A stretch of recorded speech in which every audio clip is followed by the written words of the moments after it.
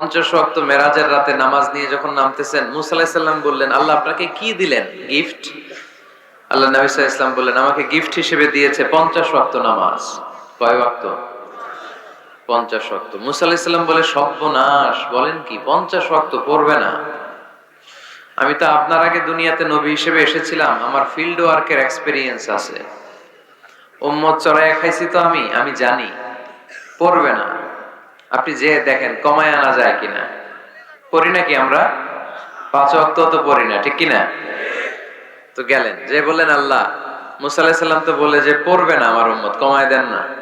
আল্লাহ 5 ওয়াক্ত কমায়া 45 ওয়াক্ত দিলেন। আবার নেমে আসলেন কত? 45। মুসা আলাইহিস সালাম বলে, আবার যান, আবার পড়বে না, পড়বে না, কমায় নেন, ভালো হবে। আবার গেলেন, আবার 5 কম। আবার আসলেন, সাইয়েদনা মুসা আলাইহিস সালাম বললেন, আবার যান, পড়বে না। আবার গেলেন, 9 বারে 5 9 45 ওয়াক্ত কমায় দিয়া রাখলেন কয় ওয়াক্ত? 5 ওয়াক্ত নিয়ে আল্লাহর হাবিব ফিরে আসতেছেন। মুসা আলাইহিস সালাম বললেন, কি অবস্থা, কয় রাকাত, কয় ওয়াক্ত? আল্লাহর হাবিব বললেন, এবার দিছে 5 ওয়াক্ত। মুসা আলাইহিস সালাম বললেন, এটাও পড়বে না, কমায় নিয়ে আসেন। এবার আল্লাহ রাসূল সাল্লাল্লাহু আলাইহি ওয়াসাল্লাম বলতে আরম্ভ করলেন, কি বলেন, 9 বার গেলাম, আর কত যাওয়া যায়, আর পারুম না, লজ্জা লাগে, আমার শরম লাগে। সহিহ বুখারীতে এই কথাটাই এসেছে, আস্তাহি মির রাব্বি, আমার এবার লজ্জা লাগে যেতে। শরম বলেও তো একটা কথা আছে। কয়বার যাওয়া যায় আল্লাহর কাছে? সুবহানাল্লাহ পড়েন। লাজুকতা কাকে বলে তিনি শিখিয়েছেন। ছোটবেলায়, শৈশব, কৈশোর, যৌবন, সব সময় তিনি লাজুক ছিলেন। আমাদের মধ্যে লাজুকতা নাই, ঠিক কিনা? ইযা লাম তাস্তাহি ফাসনা মা শি'তা, যখন তোমার লজ্জা থাকবে না, তোমার যা মন চায় তুমি তাই করতে পারবা। এজন্য আমরা যেন লাজুকতা, শালীনতার প্র্যাকটিস করি। এমন বাজার যেখানে নর্তকীদের নাচ গান চলে, এমন বাজার যেখানকার ব্যবসায়ীরা পণ্য বিক্রি করার জন্য খালি কসম কাটে, এরকম আছে না নাই? এই বাজারগুলো আল্লাহর কাছে অপছন্দনীয়। এমনি যে আপনারা সুপার শপে যান, টাঙ্গাইলের মুদি দোকানে যান, বাজারে যান, মাছ বাজারে, এটা আবার আল্লাহর কাছে অপছন্দনীয় না। এরকম বাজারে বিষ্ণু ঈসা ইসলামও যেতেন। কিন্তু যেই বাজারে মিথ্যা কসম কাটে বারবার, এরকম আছে না নাই? তাদেরকে লানত দেয়া হয়েছে, যারা শুধু কসম কাটে, মুনাফিকেরা। সকালবেলা কুরবানির হাটে যাবে গরু বিক্রি করতে, বউরে কয়, বউ একটা দাম কম। বউ বলে, কত কমু? বল যে 50,000। তো বউ কয়, বললাম 50,000। তো এরপর বাজারে যখন নিয়ে গেছে, এক লোক এসে বলতেছে, ভাই গরুটা 40,000 দিবেন? তখন সে বলে, আল্লাহর কসম, সকালবেলা একজন 50,000 দাম কইছে, দেই নাই। সকালে 50,000 কইছে, এরই তো দেই নাই, আপনার 40,000 কেমনে দেই? এরকম ডাকাইত আছে রাডাই। আল্লাহ রাসূল সাল্লাল্লাহু আলাইহি ওয়াসাল্লাম মদিনার খেজুরের বাগান, বাজার পরিদর্শনে গেলেন। যে খেজুরের স্তূপ দেখে আল্লাহ রাসূল সাল্লাল্লাহু আলাইহি ওয়াসাল্লাম খেজুরের স্তূপে হাত ঢুকাইয়া দিলেন। ঢুকাইয়া দেওয়ার পরে তিনি দেখলেন পানি, ভিতরে কি? আর উপরে শুকনা খেজুর। আল্লাহর হাবিব বললেন, ভিতরে পানি, উপরে শুকনা কেন? কয়, বৃষ্টি হইছে। আর বৃষ্টি হলে তো সব জায়গায় পানির সয়লাভ থাকবে। আল্লাহ রাসূল সাল্লাল্লাহু আলাইহি ওয়াসাল্লাম রেগে গেলেন আর বললেন, মান গাশশানা ফালাইসা মিন্না, যে আমাদেরকে ধোঁকা দেয় সে আমার উম্মত হতে পারে। The person who deceives us, he is not among us. যে লোক আমাদের ধোঁকা দেয় সে আমাদের অন্তর্ভুক্ত। মুসলমানরা কি ধোঁকা দিতে পারে? খাদ্যে ভেজাল দিতে পারে? ওজনে কম দিতে পারে? মাছে ফরমালিন দিতে পারে? টেন্ডারবাজি করতে পারে? চাঁদাবাজি করতে পারে? ক্যাসিনোর ব্যবসা করতে পারে? পারে পারে। সেজন্য আমরা যেন ধোঁকাবাজি না করি। ধোঁকাবাজে ভরে গেছে বাংলাদেশ। এই ধোঁকাবাজি থেকে আমাদেরকে বেঁচে থাকতে হবে যদি প্রিয় নবীর উম্মত হতে চাই, ঠিক কিনা? তাহলে আল্লাহ তাআলার কাছে সবচেয়ে প্রিয় জায়গার নাম? সবাই বলেন। আর সবচেয়ে অপছন্দনীয় জায়গার নাম? বাজার। হাদিসটা সহিহ বুখারীতে এসেছে। এমন বাজার যেখানে মদের আড্ডাখানা, যেখানে ক্যাসিনোর ব্যবসা, হারাম ব্যবসা, ওইটা আল্লাহর কাছে অপছন্দনীয়। আল্লাহর হাবিব সাল্লাল্লাহু আলাইহি ওয়াসাল্লামের একটা অভ্যাস ছিল, তিনি কোন এলাকায় গেলেই প্রথমে একটা মসজিদ বানায় ফেলতেন। সুবহানাল্লাহ পড়েন। তার মানে মসজিদ কেন্দ্রিক তিনি শপ করতেন, মস্ক সেন্টার্ড। আগে মসজিদ, তারপরে শপ। যেমন তিনি মক্কা থেকে যখন মদিনায় হিজরতে আসবেন, মদিনায় ঢোকার আগে কোবা নামক একটা এলাকায় তিনি কয়েক সপ্তাহ ছিলেন। ওখানে এই 2 সপ্তাহের ব্যবধানে একটা মসজিদ বানায় ফেলছেন। মসজিদে কোবা। মসজিদের নাম কি? প্রতি শনিবারে তিনি মসজিদে কোবায় যেতেন, ওখানে যে সালাত পড়তেন।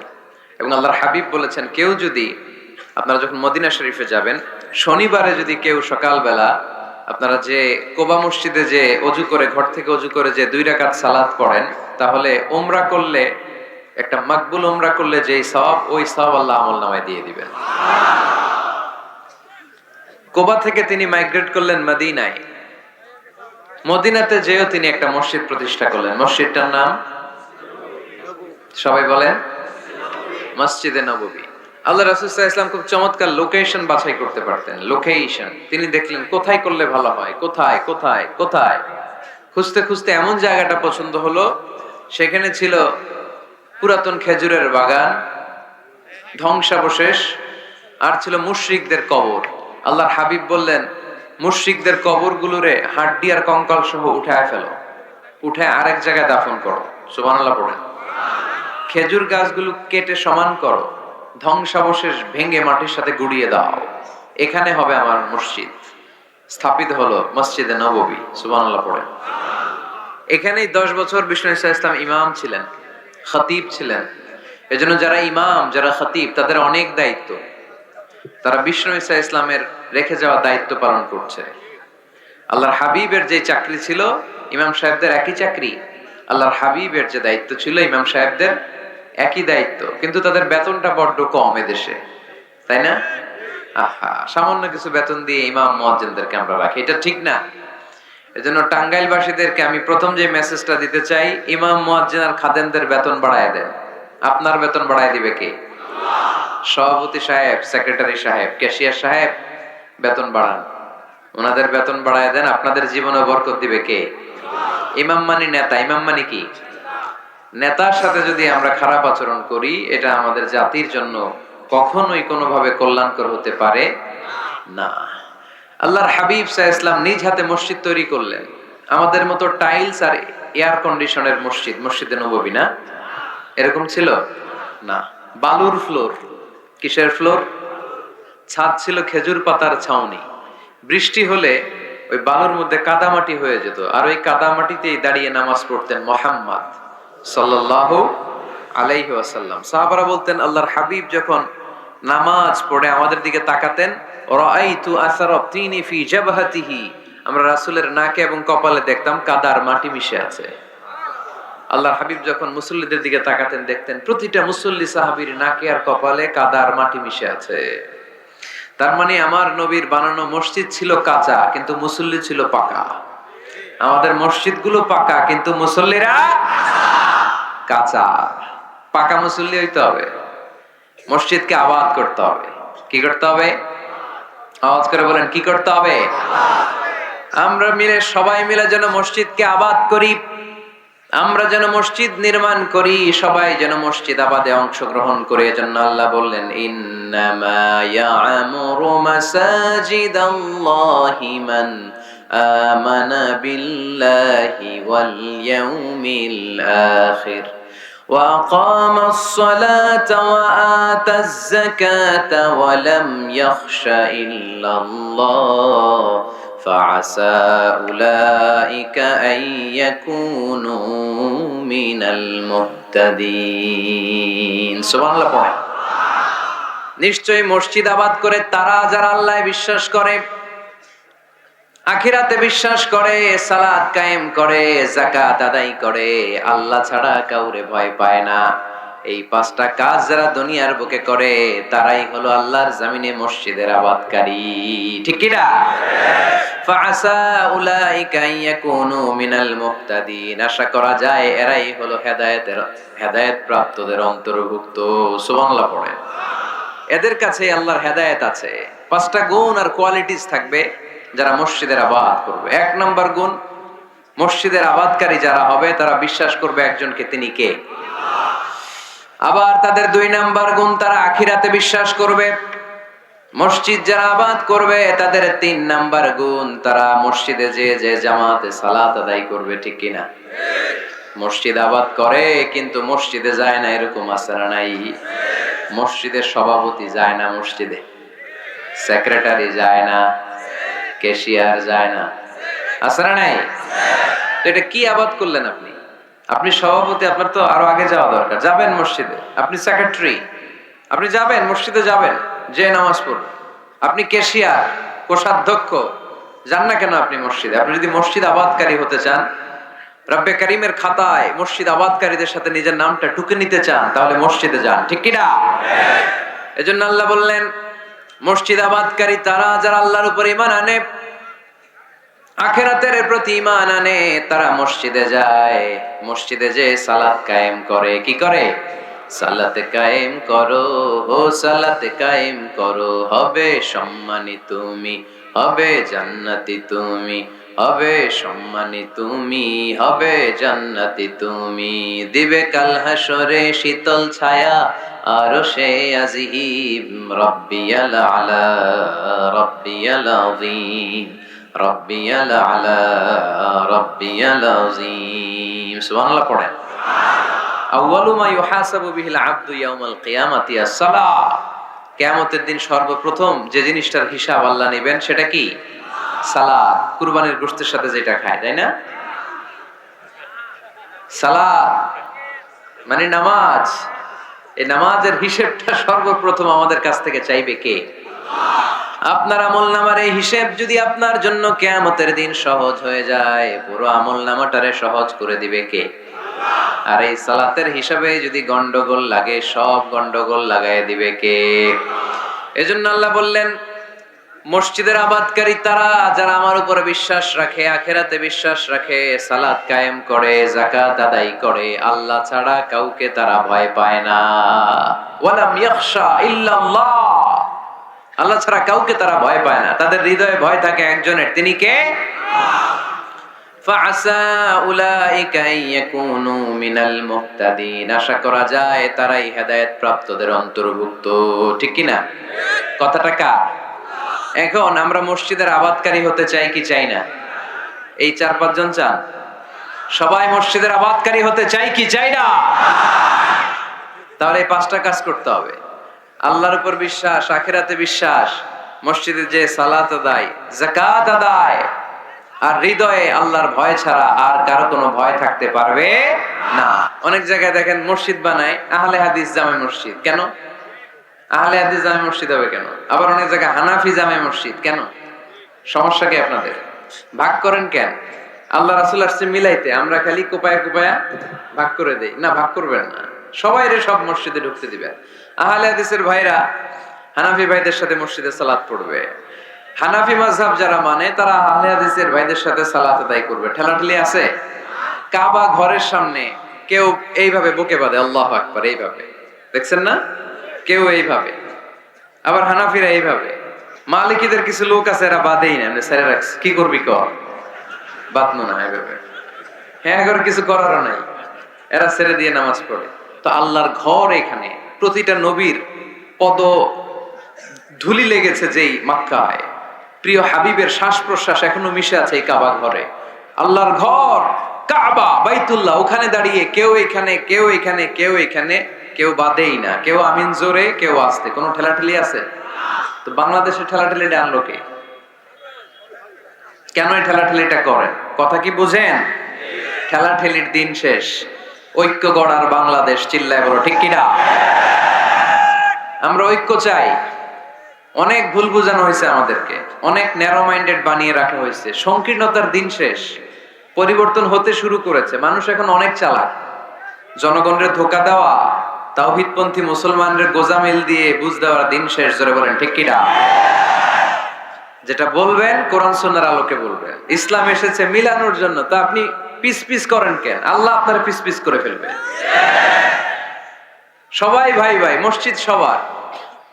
60 জন খ্রিস্টান পাদ্রী নাজরান থেকে এসেছে আল্লাহর হাবিবের সাথে দেখা করতে। জায়গা নাই, কই বসতে দিবে? কোন জায়গা না পেয়ে 60 জন খ্রিস্টানের জন্য আল্লাহর হাবিব সাল্লাল্লাহু আলাইহি ওয়াসাল্লাম মসজিদে নববীর দরজা খুলে দিয়ে খ্রিস্টানদেরকে মসজিদে ঢুকতে দিয়েছেন।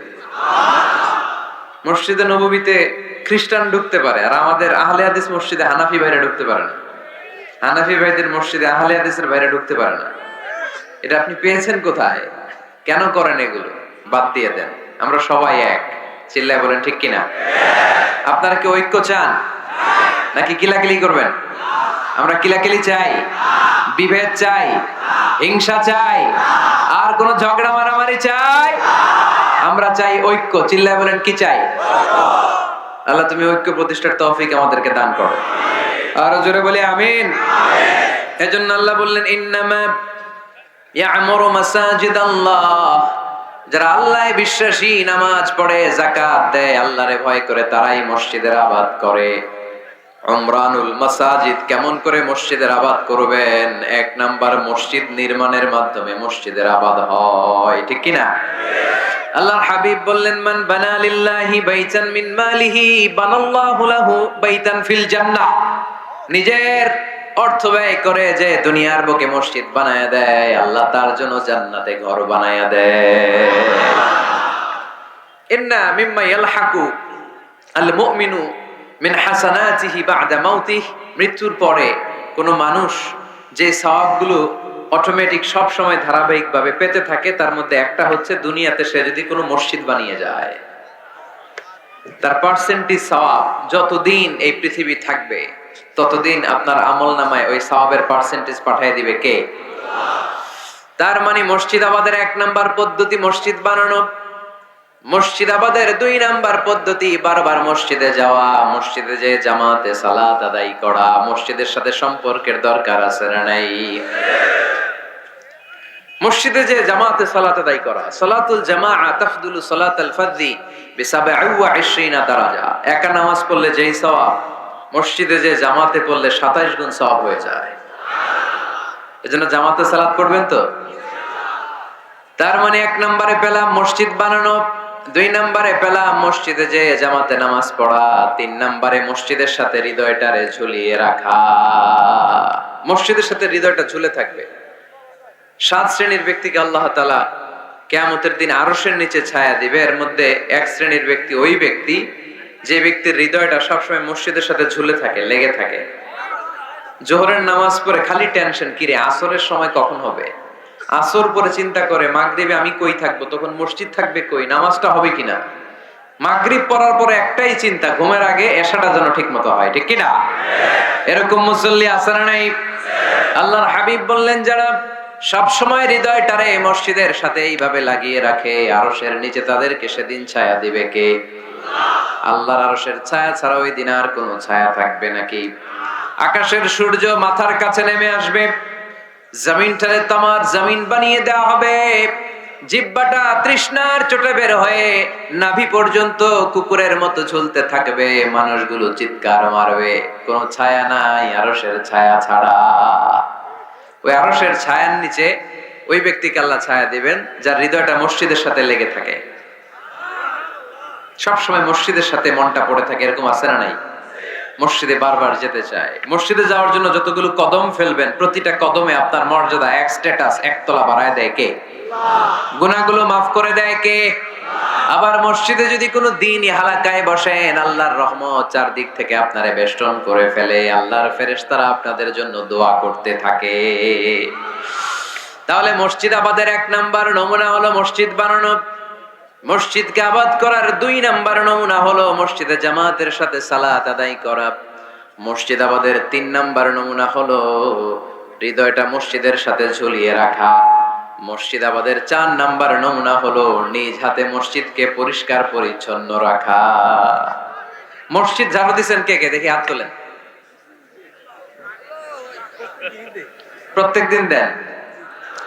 আলহামদুলিল্লাহ, আলহামদুলিল্লাহ।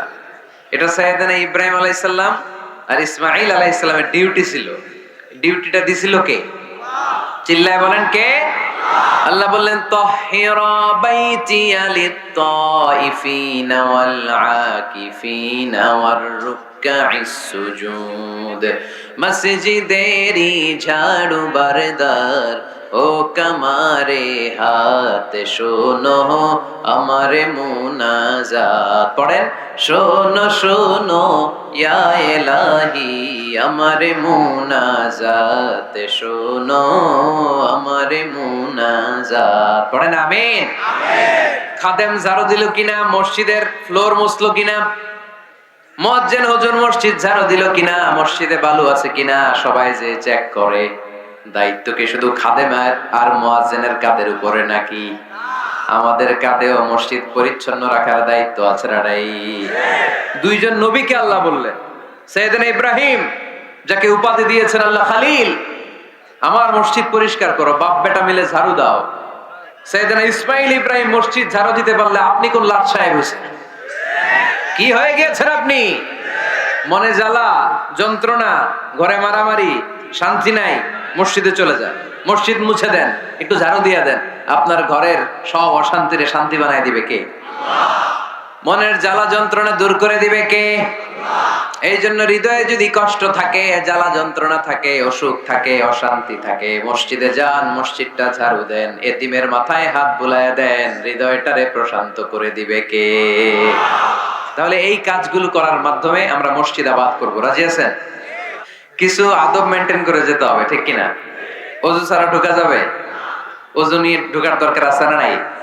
আবার আল্লাহ বললেন, ইয়া বানি আদম খুযু যিনাতাকুম ইনদা কুল্লি মাসজিদ। ও বনি আদম, মসজিদে যখন নামাজ পড়তে যাও সবচেয়ে ভালো কাপড়গুলো গায়ে দিয়ে যাও।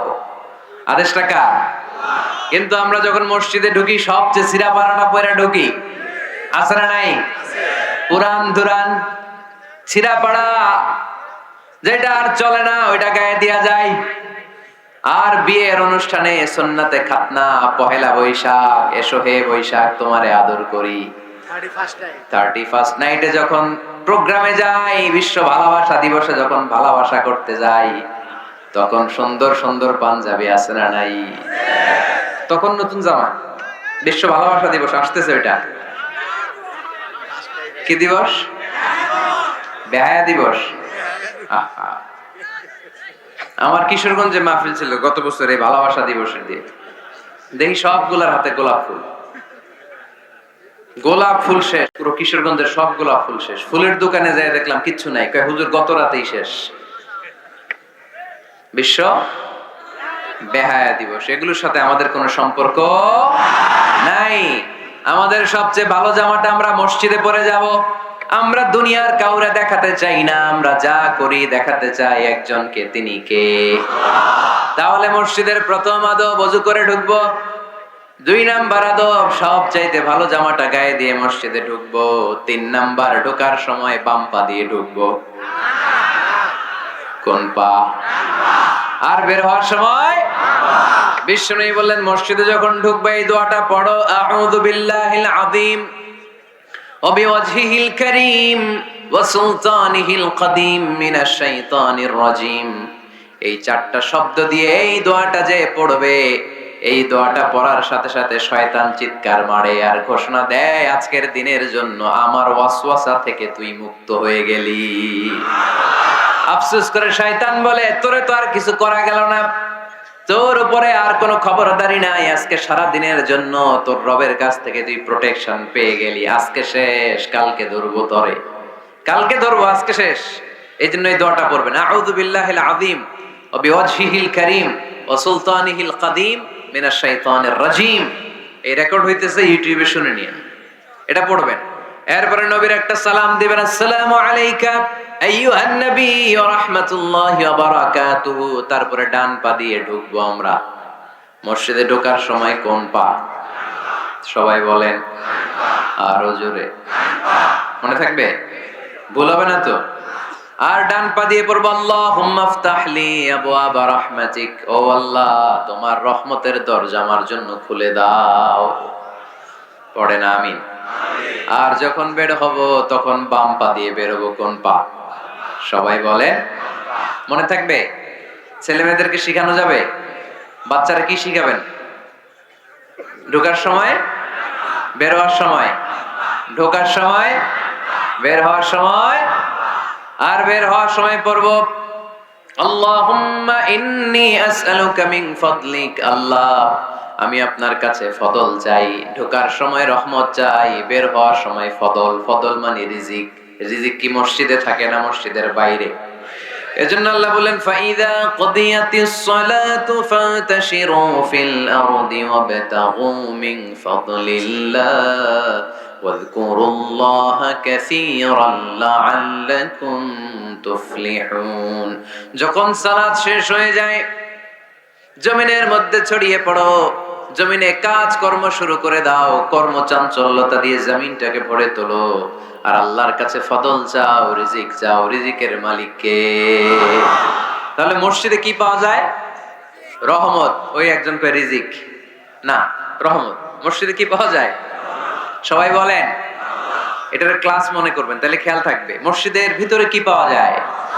আর বাইরে পাওয়া যায় রিজিক। চিল্লায় বলেন, বাইরে কি পাওয়া যায়? এজন্য ঢোকার সময় রহমত চাবো, বের হওয়ার সময় রিজিক চাবো। ঢোকার সময় ডান পা, বের হওয়ার সময় মনে থাকবে। আর মসজিদে ঢুকেই 2 রাকাত, ঢুকেই 2 রাকাত। দুখুলুল মসজিদ, তাহিয়াতুল মসজিদ, তাহিয়াতুল উযু, যেই নাম দেন। ওযু করলেই, মসজিদে ঢুকলেই মনে থাকবে? ভুলে যাবেন তো আপনারা? খেয়াল থাকবে? মসজিদে ঢুকলেই 2 রাকাত পড়তেন বিশ্বনবী মুহাম্মদ সাল্লাল্লাহু। বিশ্বনবী জুমার খুতবা দিচ্ছেন, হঠাৎ এক সাহাবী খুতবা চলাকালীন সময়ে মসজিদে ঢুকেই বসে পড়লেন। বিশ্বনবী বললেন, দাঁড়াও। নিজের খুতবা বন্ধ করে দিয়ে সাহাবীরে বললেন, দাঁড়াও, 2 রাকাত পড়েছো নাকি? সাহাবী বলে, পড়ি নাই। বিশ্বনবী বললেন, তাড়াতাড়ি করে চটজলদি করে 2 রাকাত পড়ে নাও। খুতবা, জুমার খুতবা চলতেছে, খুতবা থামিয়ে দিয়ে খুতবার নিরবিচ্ছিন্নতাকে ভঙ্গ করে আল্লাহর হাবিব সাল্লাল্লাহু আলাইহি ওয়াসাল্লাম 2 রাকাত পড়তে বললেন। এটা খুবই জরুরি, পড়বেন, খুতবা চলাকালীনও পড়বেন। যদিও আমাদের দেশের অনেক জায়গায় এটার সুযোগ দেয় না, বলে যে লাল বাতি জ্বলন্ত অবস্থায় নামাজ পড়া নিষেধ। নিজেরা বানাইছে এই নিষেধ। তো পড়তে না দিলে বারান্দায় পড়েন, যেহেতু খুতবা শোনারও গুরুত্ব আছে। হানাফি মাযহাবে খুতবাটারে ওয়াজিব বলে, খুব গুরুত্ব দেয়। এজন্য বলে যে এটা বেশি গুরুত্বপূর্ণ ওই নামাজের চেয়ে। এটা হচ্ছে ওনাদের দলিল। কিন্তু ওই দলিলটা বেশি শক্তিশালী যে মসজিদে ঢুকেই 2 রাকাত পড়তে হয়, ঠিক কিনা? এজন্য মসজিদে ঢুকেই আমরা 2 রাকাত পড়ব। তাহলে প্রথমে ওযু করে নিলাম, সুন্দর জামা পরলাম, ডান পা দিয়ে মসজিদে ঢুকলাম, ঢুকেই 2 রাকাত পড়লাম। এই সবগুলো আদেশ বিশ্বনবী আমাদের জন্য দিয়েছে, ঠিক কিনা? আবার বিশ্বনবী নিষেধ করেছে কবরের উপর যেন কখনো কেউ মসজিদ না বানায়। লাআনা রাসূলুল্লাহ সাল্লাল্লাহু লাআনাতুল্লাহি আলাল ইয়াহুদ ওয়ান নাসারা ইত্তাখাযু কুবুর আম্বিয়াইহিম মাসাজিদা। আল্লাহ তাআলা ইহুদি নাসারাদের উপর লানত দিয়েছে। কি দিয়েছে? লানত। কারণ তারা তাদের নবীদের কবরের উপরে মসজিদ বানায় ওইখানে নামাজ পড়ে। কবরস্থানে নামাজ পড়া যায়? কবরের উপরে নামাজ পড়া যায়? বাংলাদেশে আছে না নাই? ছোট্ট এতটুক মসজিদ, 2 কাতারের এত বড় কবরস্থান। ইয়া লাল শালু, নীল শালু, আগরবাতি আর গোলাপ জলের গন্ধে ঢোকা যায় না, আছে না নাই? ওখানে যে আগরবাতি জ্বালায় দেয়, গোলাপ জল ঢেলে দেয়, আছে না নাই? কবরস্থানে বা মাজারে কেন মোমবাতি দেয় মানুষ আমি জানি না। যিনি কবরে শুয়ে আছেন ওনার কাছে কি আলো যায়? মোমবাতির আলো তো ওনারে দিছেন কেন? এটা তো যে সমস্ত ঘরে এখনো ইলেকট্রিসিটি পৌঁছে নাই, বাচ্চারা পড়াশোনা করতে পারেন, এদের ঘরেই না আপনি মোমবাতি দিবেন। তাহলে আপনার বাবার কবরটারে আলো দিয়ে ভরে দিবে কে? আল্লাহ। মাজারে যে অনেকে টাকা দেয়, মানত করে, মাজারে টাকা দেয়া যায় না, মানত করা যায় না, মানত করতে হয় একজনের নামে। চিল্লায় বলেন, তিনি কে? খবরদার, এগুলো থেকে সাবধানে থাকতে হবে। মাজার জিয়ারত করা সুন্নাহ, কবর দেখলেই সালাম দেয়া সুন্নাহ, জিয়ারত করা সুন্নাহ। এর জন্য দোয়া চাইবেন, নিজের জন্য আল্লাহর কাছে দোয়া চাইবেন, এর জন্য দোয়া করবেন, নিজের জন্য দোয়া করবেন। কিন্তু মাজারে পড়ে থাকা লোকটার কাছে কিছু চাওয়া যায়? আল মাইয়িতু ফিল কবর কাল গরীকি ফিল বাহর। সাঁতার না জানা ব্যক্তি সাগরে পড়লে যেরকম অসহায়, কবরে শুয়ে থাকা ব্যক্তিটা তার চেয়েও বেশি অসহায়। সে আপনার জন্য কি করবে? আপনি তার জন্য দোয়া করলে সে কিছু পাবে। সে আপনার কিছু করাই দিতে পারবে? করতে পারে একজন, তিনি কে? আল্লাহ। চিল্লায় বলতে হবে, তিনি কে? আল্লাহ। কেউ ফিরে না খালি হাতে, আল্লাহরে তোর দরবারেতে, ঠিক কি না? পড়েন সবাই, কেউ ফিরে না খালি হাতে, আল্লাহরে তোর দরবারেতে। এজন্য কবর কেন্দ্রিক কোনো মসজিদ নেই। আগে মসজিদ, পরে হবে কবর। যেমন বিশ্বনবী আগে তৈরি করেছেন মসজিদে নববী, তার পাশে হয়েছে বিশ্বনবীর কবর, তার বাম দিকে হয়েছে বাকিউল গারকাদ, বাকি কবরস্থান, মাকবারাতুল বাকি, যেখানে বিশ্বনবীর স্ত্রীরা শুয়ে আছেন, সাহাবারা শুয়ে আছেন রাদিয়াল্লাহু তাআলা আনহুম ওয়া আনহুন্না। তাহলে আগে হবে মসজিদ, তার উপরে কবর। কবর কেন্দ্রিক কোন মসজিদ বানানো যাবে? মনে থাকবে এটা। টাঙ্গাইল এরকম আছে যে আগে কোন আল্লাহর ওলির কবর ছিল, এর উপরে বিশাল মসজিদ বানাই দিয়েছে। আছে? নাই। আলহামদুলিল্লাহ, খুব ভালো। কবর কেন্দ্রিক মসজিদ বানাবেন না, মসজিদ আর কবরস্থানে গ্যাপ রাখবেন, তা হলে ভেজাল হওয়ার সম্ভাবনা আছে না নাই? এরপরে বিশ্বনবী মসজিদকে ক্লিন রাখতে বলেছেন। আমার রাসূলুল্লাহ সাল্লাল্লাহু আলাইহি ওয়াসাল্লাম বিবিনাইল মসজিদি ফি দুআ ওয়া আন তুনাযযাফা ওয়া তুতায়্যাবা। আল্লাহর হাবিব বলেছেন, এলাকায় তোমরা মসজিদ বানাও, মসজিদগুলোরে পরিষ্কার রাখো, আতর আর সুগন্ধি দিয়ে তোমরা পারফিউম করে দাও।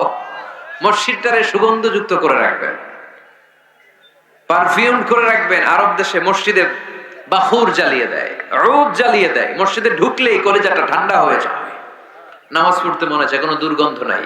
এজন্য মসজিদ পরিচ্ছন্ন রাখার দরকার আছে না নাই? এরপরে বিষ্ণু ইসলাম বললেন, মসজিদের সর্বশেষ আদব হলো তোমরা যখন মসজিদ বানাবা, খবরদার মসজিদকে অতিমাত্রায় ডিজাইন করা যাবে না। অতিমাত্রায় ডিজাইন করা যাবে না। আমরা এতই ডিজাইন করি, কোনটা মসজিদ আর কোনটা কমিউনিটি সেন্টার চিনাই যায় না। আছে না নাই? না, অতিমাত্রায় ডিজাইন না, যতটুকু লাগে। গরম লাগে, এয়ারকন লাগান, নো প্রবলেম।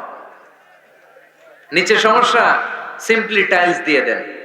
কিন্তু লাইটিং ফাইটিং, লাল নীল বাতি, এই কারুকার্য ওই কারুকার্য, এটা করতে নিষেধ করেছেন মুহাম্মদ সাল্লাল্লাহু। বিশেষ করে মসজিদের কেবলার দেয়ালে। কোন দেয়ালে? কেবলার দেয়ালে কোনো ঘড়ি থাকতে পারবে না, কোনো ক্যালেন্ডার থাকতে পারবে না, সব পিছনে। ইমাম সাহেব ঘড়ির টাইম দেখে নিবে।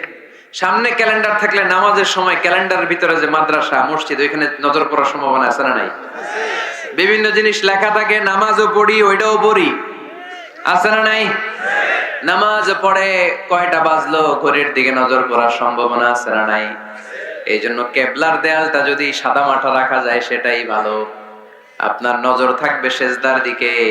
ডানে একটা নজর দিলে আল্লাহ বলে ফিরে আয়, সেজদার দিকে তাকা। আরেক দিকে নজর দিলে আল্লাহ বলে ফিরে আয়, সেজদার দিকে তাকা।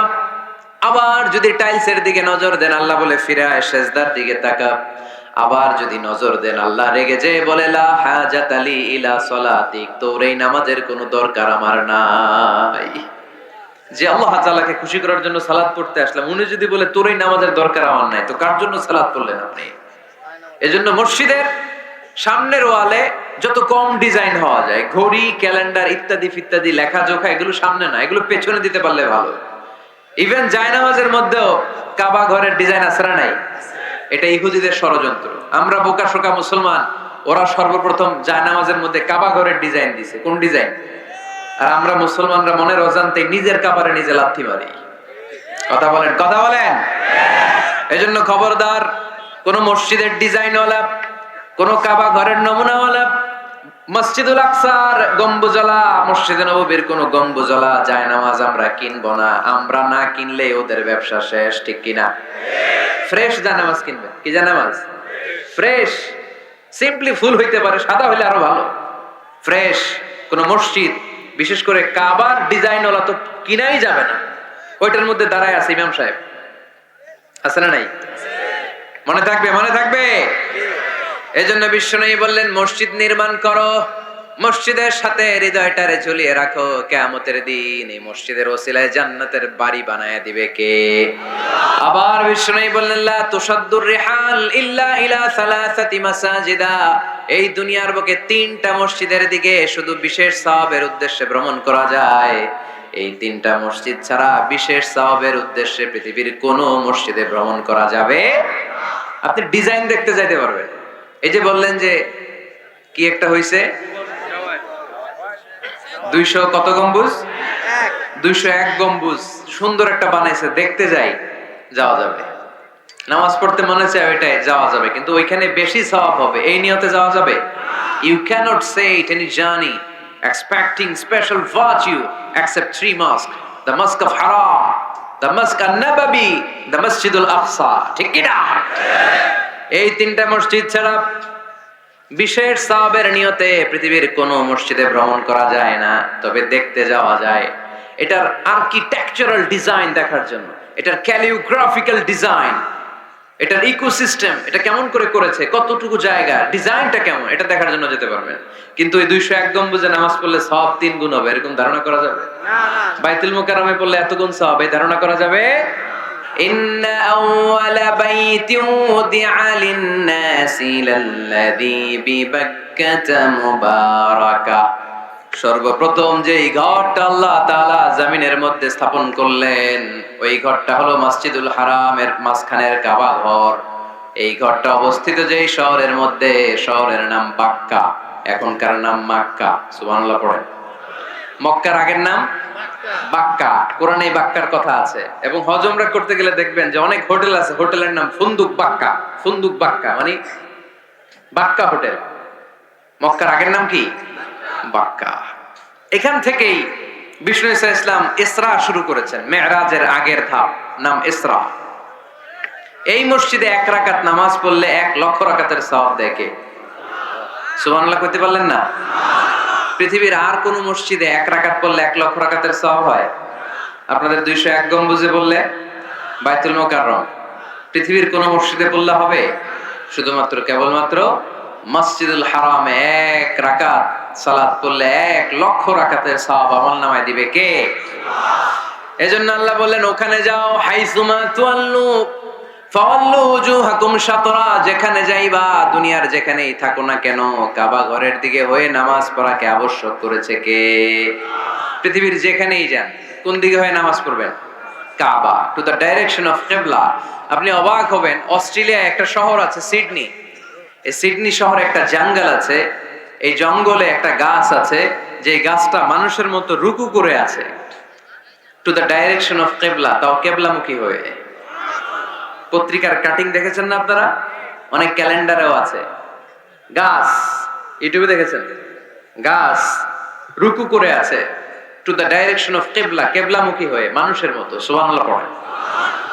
তাহলে এই মসজিদ এমন মসজিদ, এই মসজিদে 1 রাকাত সালাত পড়লে 1 লক্ষ রাকাতের সওয়াব হয়ে যায়। এই মসজিদ এমন মসজিদ, যেই মসজিদের মাঝখানে একটা ঘর আছে, ঘরটার নাম বাইতুল্লাহ। প্রতিনিয়ত এই ঘরের উপর 120টা রহমত নাজিল করে কে? সিত্তুনা লিত-তাইফিন, 60টা রহমত নাজিল হয় যারা কাবা ঘরের চারদিকে তাওয়াফ করতে থাকে। আরবাঈনা লিল মুসাল্লিন, 40টা রহমত নাজিল হয় যারা কাবা ঘরের চারদিকে নামাজ পড়তে থাকে। 20 লিন-নাযিরিনা ইলাল কাবা, বাকি 20টা সওয়াব নাজিল হয় যারা শুধু কাবা ঘরের দিকে তাকিয়ে থাকে। কাবা ঘরের দিকে তাকিয়ে থাকলে সওয়াব। সুবহানাল্লাহ বললেন না? আন-নাযার ইলাল কাবা, 3 জিনিসের দিকে তাকালেই সওয়াব। কয় জিনিস? জোরে বলেন। 1 নাম্বার আন-নাযার ইলাল মুসহাফ, কোরআনের দিকে তাকালেই সওয়াব, পড়া লাগবে না, পড়লে তো সওয়াব আছে, তাকানো মাত্রই। 2 নাম্বার আন-নাযার ইলা ওয়াজহিল ওয়ালিদাইন, মা বাবার চেহারা। মা বাবার খেদমত করলে তো সওয়াব আছেই, টাকা দিলে তো সওয়াব আছেই, কিন্তু মা বাবার চেহারার নজরের দিকে যদি রহমতের নজরে একবার তাকান, একটা কবুল হজ করলে যেই সওয়াব, ওই সওয়াব আমল নামায় দিবে কে?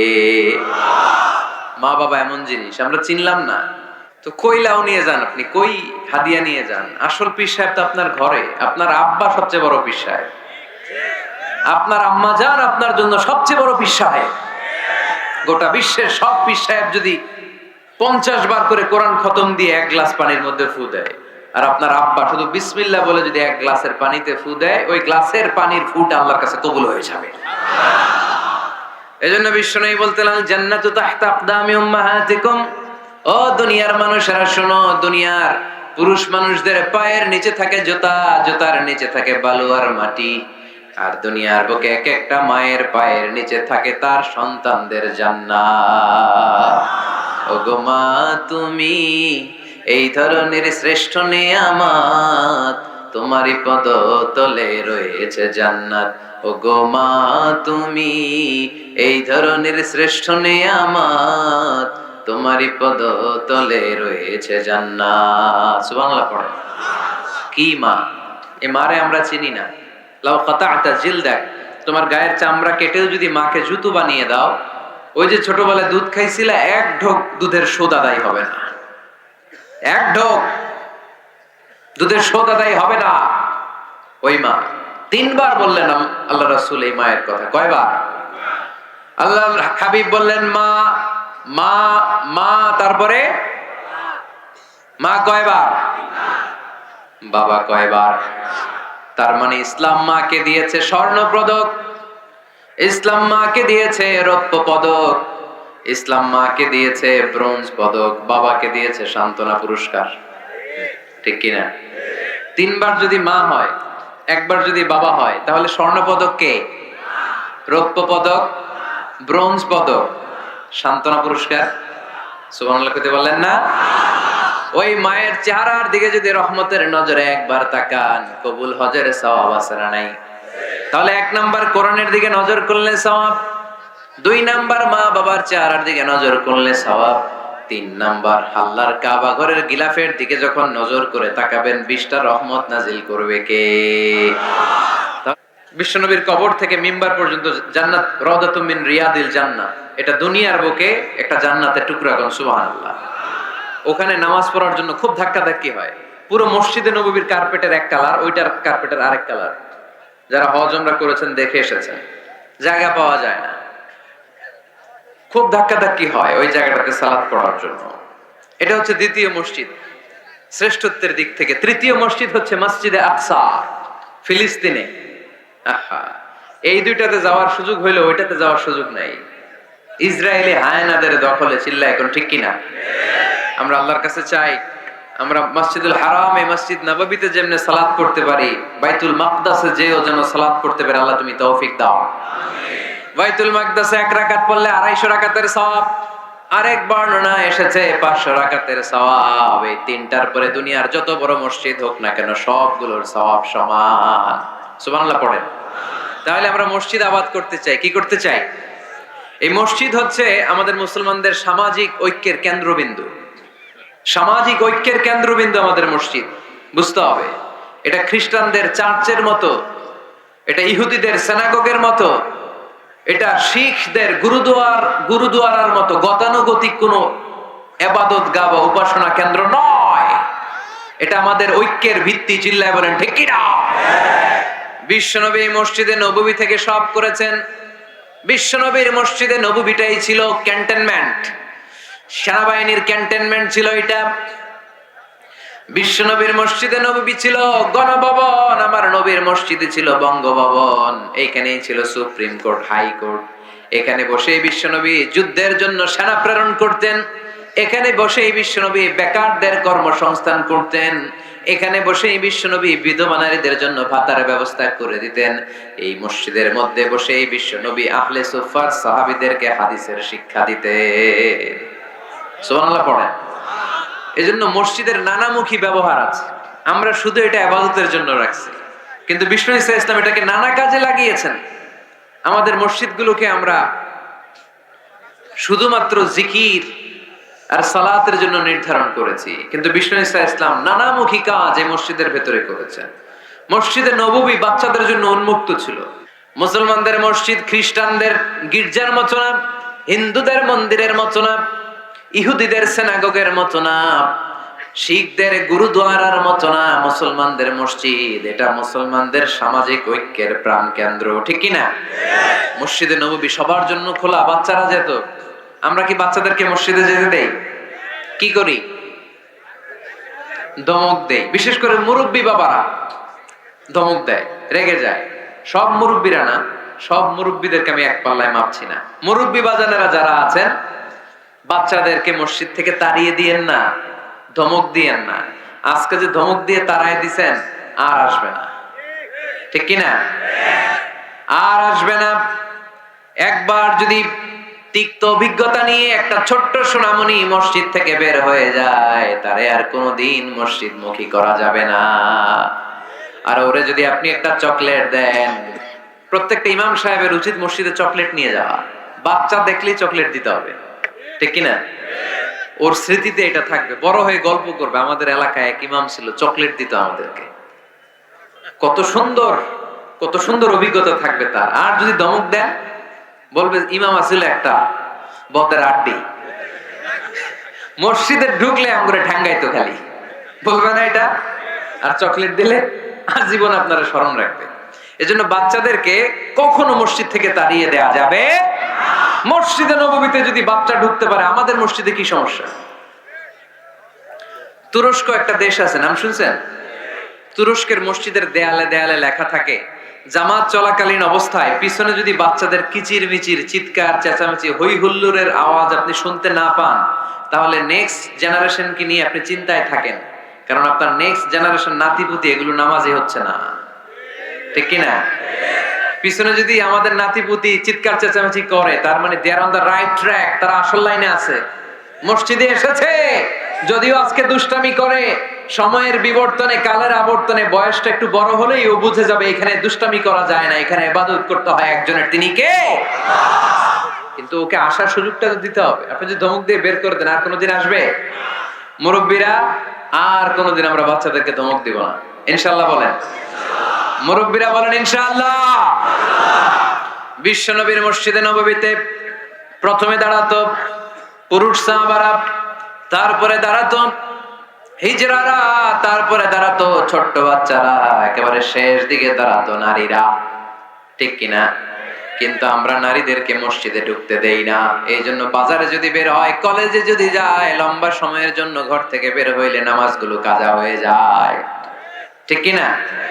এই পরিবর্তিত বিশ্ব ব্যবস্থায় এখন নারীদেরকে চিকিৎসা নেওয়ার জন্য হসপিটালে যেতে হয়, শিক্ষার জন্য ইউনিভার্সিটিতে যেতে হয়, নানা কাজে বাইরে যেতে হয়। এই লম্বা সময়ের মাঝখানে যদি কোনো সালাদ থাকে, এই সালাদটা সে পড়বে কই? আপনারা তো ব্যবস্থা রাখেন নাই মসজিদে। মসজিদে একটা সুন্দর করে ব্যবস্থা রেখে দিবেন নারীদের, যাতে ওনারা ওইখানে যে সেফটি সিকিউরিটির সাথে নামাজটা পড়তে পারে, নামাজ যেন কাজা না হয়। ও বুয়ুতুহুন্না খায়রুল লাহুন্না, যদিও নারীদের জন্য ঘরে নামাজ পড়লে বেশি সওয়াব, কিন্তু কখনো যদি কাজে বাইরে বের হয়ে যায়, নামাজের সময় যাতে নামাজ কাজা না হয়, এজন্য মসজিদের এক জায়গায় নারীদের জন্য জায়গা থাকার দরকার আছে না নাই? ইয়াং ছেলেরা মসজিদে যেতে চায় না, মসজিদ কেন্দ্রিক না, ক্রিকেট খেলা দেখতে যায়, আড্ডা মারতে যায়, ঘোরাফেরা করতে যায়, মসজিদে যায় না। কারণ মসজিদে তাদেরকে আকর্ষণ করার মতো অ্যাট্রাকটিভ কোনো অ্যাক্টিভিটিজ আমরা মসজিদে রাখতে পারি নাই। ওদের তো একটা কাজ লাগবে। ইয়াংরা টিম ওয়ার্ক পছন্দ করে। কি করে? টিম ওয়ার্ক, একসাথে গ্রুপ মিলে একটা গ্যাং তৈরি করে কাজ করতে ওরা পছন্দ করে। ঠিক কিনা? তো এটা সুযোগ তো ওদেরকে করে দিতে হবে। মসজিদ হবে আমাদের সামাজিক ঐক্যের কেন্দ্রবিন্দু। যুবকদের জন্য অনেক অ্যাক্টিভিটিজ এই মসজিদের মধ্যে রাখতে হবে, তাহলে তারা মসজিদমুখী হবে। চিল্লায় বলেন ঠিক কিনা? প্রতিটা মসজিদ এমন ভাবে তৈরি করা উচিত যাতে করে ছোট বাচ্চারা মসজিদে আসে। একটা কিড জোন থাকবে, কিড জোন। আমি মালয়েশিয়া সহ পৃথিবীর অনেক জায়গায়, অনেক বড় বড় মসজিদে কিড জোন দেখেছি, মানে বাচ্চাদের খেলার জায়গা। মসজিদের বারান্দায় বাচ্চাদের খেলার জায়গা, বাচ্চারা ওখানে খেলাধুলা করতেছে, মায়েরা নামাজ পড়তেছে, ছেলেরা নামাজ পড়তেছে। বাচ্চারা এই নামাজের দৃশ্য দেখতে দেখতে একদিন নিজেই ওযু করে নিজেই নামাজ শুরু করে দিচ্ছে। দেখবেন ছোট্ট বাচ্চাটা, আমরা যখন নামাজে দাঁড়াই, আমার মেয়েও দাঁড়ায় আমার পাশে, ছোট্ট মেয়েটাও কিচ্ছু পারে না, আমি যখন সূরা পড়ি ও মুখ নাড়ায়, এরকম মুখ নাড়াইতেছে। কি যে পড়ে ও নিজেও জানে না, কিন্তু আব্বু নাড়াইতেছে মুখ, আমিও নাড়াবো। আমি রুকুতে যাই, সেও রুকুতে যায়। সুবহানাল্লাহ কইবেন না? বাচ্চারা তো দেখে দেখে শিখে। মসজিদে নিয়ে যেতে হবে। কিড জোন, কি বলে জায়গাটারে? কিড মানে বাচ্চা, তাই না? বাচ্চাদের একটা জোন থাকবে, ওখানে বেলুন থাকবে, ওখানে খেলনা থাকবে, ওখানে যে বাচ্চারা খেলবে। আরে বাচ্চারা চিৎকার চেঁচামেচি করবে না তো 80 বছরের বুড়ার চিল্লাবে নাকি? বাচ্চারাই তো চিৎকার করবে, ওরা গ্লাস ভাঙবে, লাফালাফি করবে, দুষ্টামি করবে, ওরাই তো চিল্লাবে। বাচ্চারা লাফালাফি না করে 70 বছরের এক মুরব্বি যদি লাফায়, শুনেই হাসতেছেন আপনারা। তার মানে মুরব্বীরা তো এটা করবে না, করবে বাচ্চারা। বাচ্চাদের কাজ বাচ্চাদেরকে করতে দেন, ওদেরকে বুঝাবেন যে আব্বু এটা ইবাদত গাহ, এখানে দুষ্টামি করতে হয় না, এখানে ইবাদত করতে হয়, আল্লাহর কাছে চাইতে হয়। দেখতে দেখতে আস্তে আস্তে ও শিখে যাবে। ঠিক কিনা?